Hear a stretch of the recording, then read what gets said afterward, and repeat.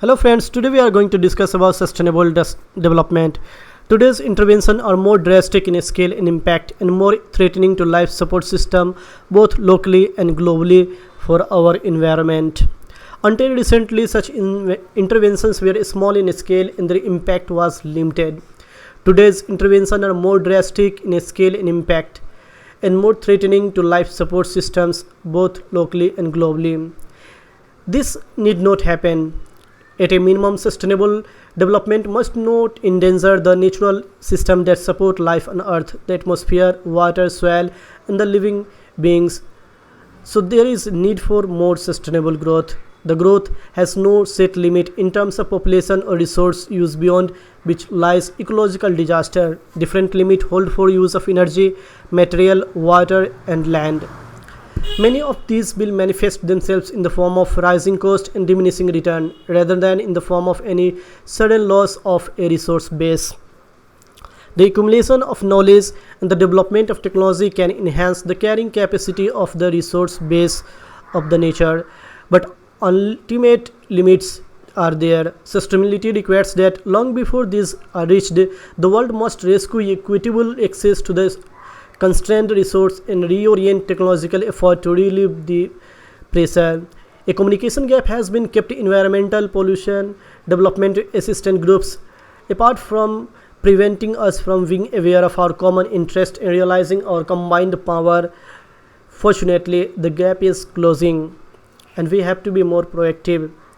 We now know that what unites us is vastly more important. We recognize that poverty, environmental degradation, and population growth are extremely related and that none of these fundamental problems must be successfully readdressed. We will succeed or fail together.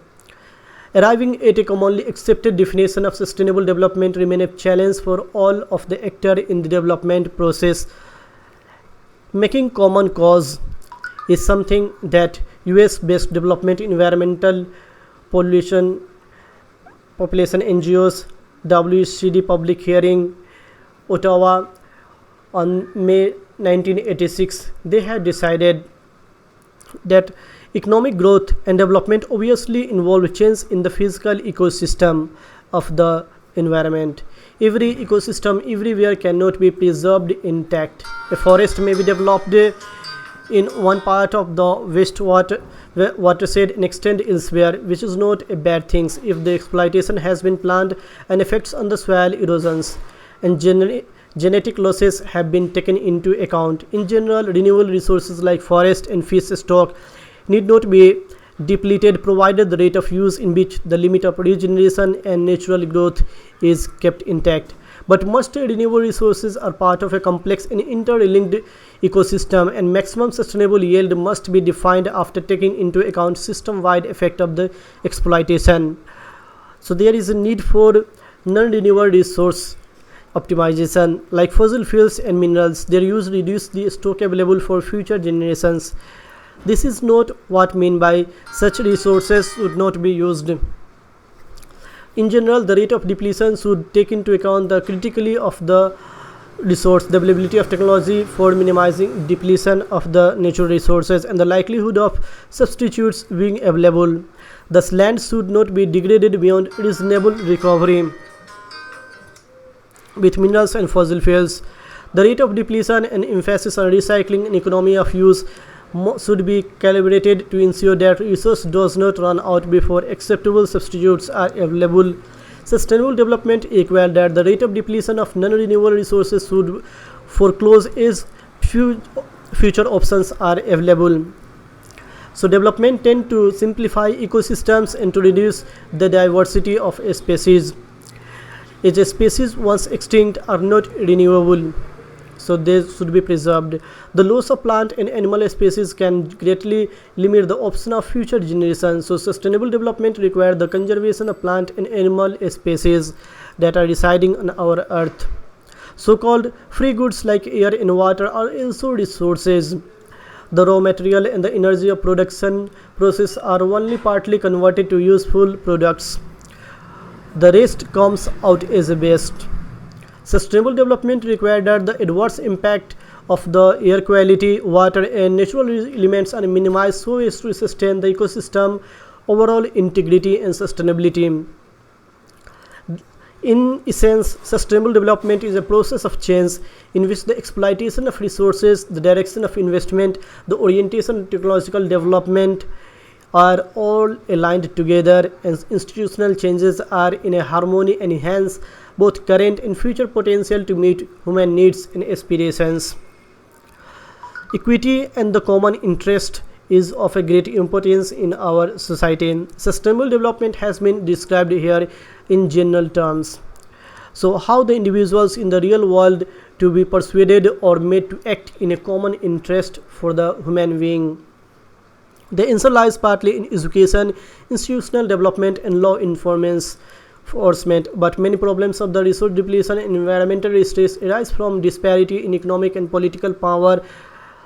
An industry may get away with unacceptable level of air and water pollution because the people who bear the brunt of it are poor and unable to complain effectively. A forest may be destroyed by excessive felling because the people living there have no alternative, or because timber contractors generally have more influence than forest dwellers. This is a great issue of concern. Ecological interactions do not respect the boundaries of individual ownership and political jurisdictions. Thus, in a waste watershed, the ways in which a farmer up to the slope uses land directly affect the runoff of the rainwater. The irrigation practices, pesticide and fertilizer use on farm affect the productivity of neighboring ones, especially among small farms. The efficiency of a factory boiler determines the rate of emission of soot and noxious chemicals and affect all the life and work around it. The hot water discharged by a thermal power plant into a river or local sea affect the catch of all who fish locally in the water. Traditional social systems recognize some aspect of this interdependence and enforce community control over agriculture practices and traditional rights relating to water, forest and lands. This informants of the common interest did not necessarily impede growth and expansion, though it may have limited the acceptance and diffusion of technical innovations in the environment. Local interdependence has, if anything, increased because of the technological use in modern agriculture and manufacturing sector. Yet, with the surge of the technological progress, the growing enclosure of the common land, the erosion of common rights in the forest and other resources is a great concern. The spread of e-commerce and production of market, the responsibility for decision making are being taken away by groups and individuals. This shift is still underway in many developing countries. If the desert is growing, forest disappearing, malnutrition increasing, and people in urban areas living in very bad conditions, it is not because we are lacking resource, but the kind of policy implemented by our ruler, by elite group will determine.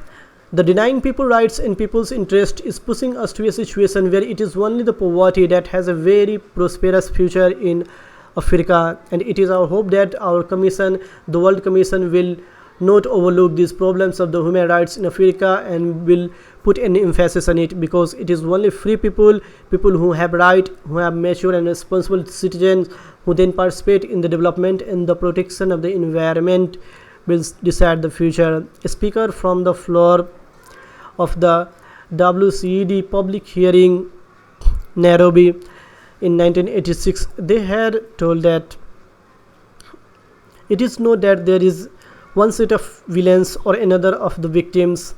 All would be better off if each person took into the account effect but each is willing to assume that other will behave in the socially desirable fashion, and hence all continue to pursue narrow self-interest in the society. Communities or governance are compensate for this isolation through law, education, taxes, subsidies and other methods. Well-enforced laws and strict liability legislations can control harmful side effects of the industries. Most important, effective participation in decision-making process by local communities can help their articulate and effectively enforce their common interest for the environment. Interdependence is not simply a local phenomenon. Rapid growth in population and production has extended it to the international plane, with physical and economic manifestation. There are growing global and regional pollution effects, such as in more than 200 international river basins and large number of shared seas. The enforcement of the common interest often suffers because areas of political jurisdictions and area of impact do not coincide. Energy policies in one jurisdiction cause acid precipitation in another area. The fishing policy of one state affects the fish catch of another state. No supranational authority exists to resolve such issues, and the common interest can only be articulated through international cooperation and assistance. The same way, the ability of government to control its national economy is reduced by growing international economic interactions between different industries. For example, foreign trade in commodities make issues of carrying capacity and resource scarcities on an international scale. If economic power and the benefits of trade were more equally distributed, common interest would be generally recognized. But the gain from the trade are unequally distributed, and patterns of trade in, say, sugar effect may merely a local phenomenon, but the economies and ecological of many developing countries that depend heavily on the natural resources may suffer. The search for common interest would be less difficult if the development and environmental problem had solutions that would have been solved. There is seldom the case, and there are usually winners and losers. Many problems arise from inequalities in access to the resources that nature provides. An equitable land ownership structure can lead to overexploitation of resources in the smallest holding, with harmful effect on both environment and development. Internationally, monopolistic control over resources can and drive those who do not share in them the excessive exploitation of marginal resources. The differing capacities of exploiter to command free goods locally, internationally is another manifestation of unequal access to resources of the nature.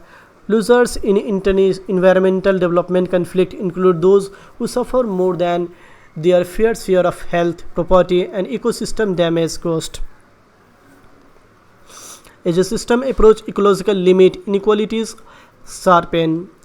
Thus, when a watershed deteriorates, poor farmers suffer more because they cannot afford the same anti-erosion measures as richer farmers can afford. When urban air quality deteriorates, the poor in their more vulnerable areas suffer more health damage than the rich, who usually live in more pristine neighborhoods. When mineral resources become depleted, latecomers to the industrialization process lose the benefit of low-cost supplies of the natural resources.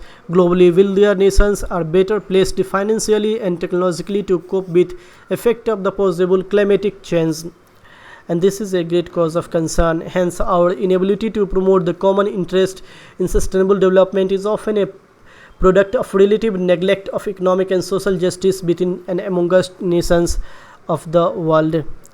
Strategic imperative. The world must quickly design strategies that will allow nations to move from their present, often destructive process of growth and development onto a sustainable development model.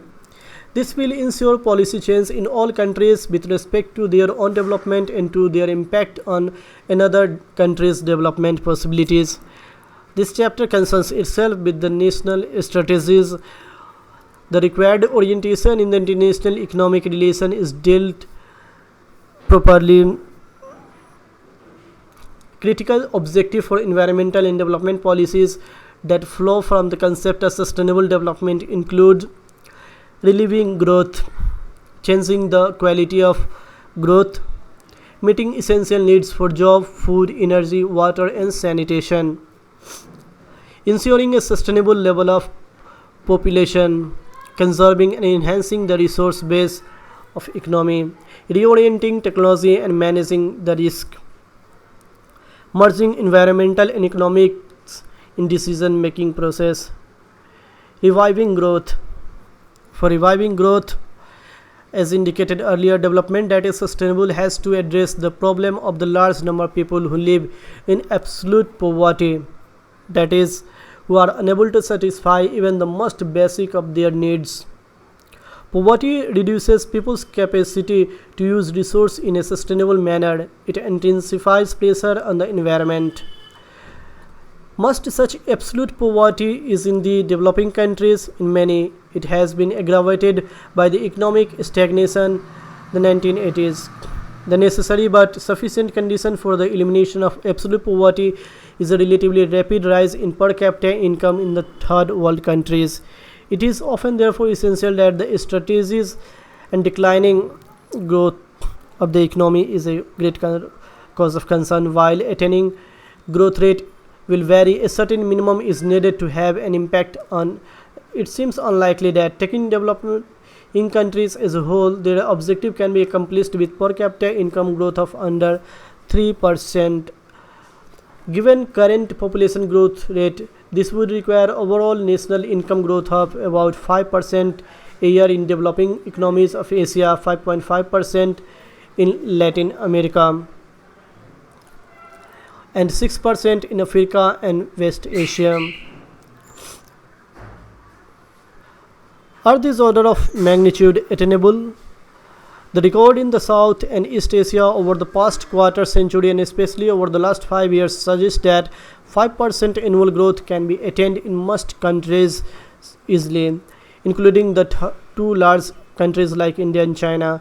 In Latin America, average growth rate on the order of 5% were achieved during 1960s and 70s but fell well below that in the first half of this decade, mainly because of the debt crisis. Revival of Latin America growth depends on the resolution. In Africa, growth rates during the 1960s 70s were about 4 to 5%, which at current rate of population growth would mean per capita income growth of only a little over 1%. During the 1980s, growth nearly halted, and in two-thirds of the countries per capita income declined below 3. Attaining a minimum level of the growth in Africa required the correlation after the removal of the deep-rooted constraint on the growth process of the countries. Growth must be revived in developing countries because that is where the link between economic growth, alleviation of poverty and environmental conditions operate most directly. Yet, developing countries are part of the international world economy. Their prospect also depends on the level and pattern of the growth in industrialized nation. The medium-term prospect for industrial countries are for growth of 3 to 4% per year, the minimum that international institutions consider necessary if these countries are going to play a part in expanding the economy. Such growth rate would be environmentally sustainable if industrialized nations can continue the recent shift in the content of the growth rate toward material and energy intensive activities. The improvement of their efficiency in using material and energy is also of a great importance. Growth, redistribution, and poverty. The poverty line is that level of income below which an individual or household cannot afford on a regular basis the necessities of life. The percentage of the population below that line will depend on per capita national income and the manner in which it is distributed. How quickly can a developing country expect to eliminate absolute poverty will depend on answer vary from country to country, but much can be learned from a typical case. Consider a nation in which half the population live below the poverty line and where the distribution of household incomes is as follows. The top 1/5 of the household have 50% of the total income, next fifth have 20%, and the next fifth have 14%, and the next fifth have 9%, and the bottom fifth have 7%. This is a fair representation of the situation in many low-income developing countries. In this case, if the income distributions remain unchanged, per capita national income would have to double before poverty rate drops from 50 to 10%. If income is redistributed in favor of poor, this reduction can occur sooner. Consider the case in which 25% of the incremental income of the richest 1/5 of the population is redistributed equally to others. The assumptions here about redistribution reflect three judgments. First, in most situations, redistribution policies can only operate an increase in the income. Second, in low-income developing countries, the surplus that can be skimmed off the redistribution is available only from the wealthier groups. Third, redistributive policies cannot be precisely targeted, that they deliver benefit only to those who can below the poverty line, and so some of the benefit will accrue to those who are just a little above it.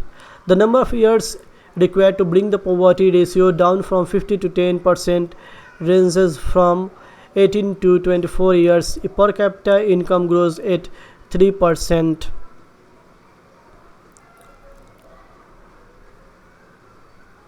(51 to 70 years if it grows only at 1%. In each case, the shortest time is associated with the redistribution. 25% of the incremental income of the richest fifth of the population, and longer period with no redistribution. So per capita in national income growing only at 1 rupee per year, the time required to eliminate absolute poverty would stretch well into next century.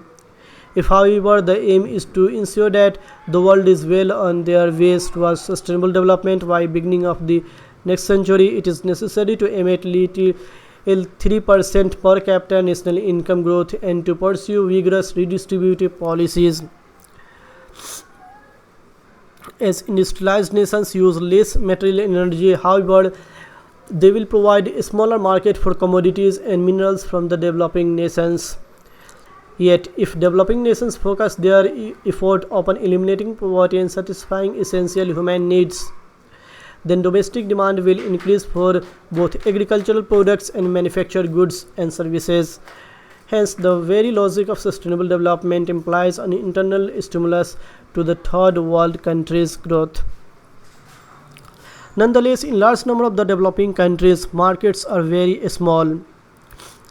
And for all the developing countries, high export growth, especially of the non-traditional items, will also be necessary to finance imports, demand for which is generated by rapid redevelopment and development process. Thus, a reorientation of the international economic relation will be necessary for sustainable development of the nation, changing the quality of growth. Sustainable development involves more than growth.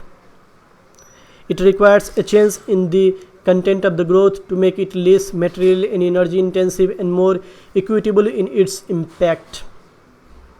The changes are required in all countries and part of the package of measures to maintain the stock of ecological capital, to improve the distribution of income, and to reduce the degree of the vulnerability to economic crisis. The process of economic development must be more soundly based upon the realities of the stock of capital that sustain it. This is rarely done in either developed or developing countries. For example, income from forestry operations is conventionally measured in terms of the value of timber and other product extracted minus the cost of extraction. The cost of generating the forest are not taken into account unless money is actually spent on such work. Thus, figures in profit from logging rarely taken full account of the losses in future revenue incurred through degradation. Similar incomplete accounting occurs in the exploitation of other natural resources, especially in the case of resources that are not capitalized in enterprise or national accounts: air, water, and soil. In all countries, rich or poor, economic development must take full account in its measurement. Thank you for watching and discussion. Now you can like our video and subscribe to our YouTube channel. Thank you.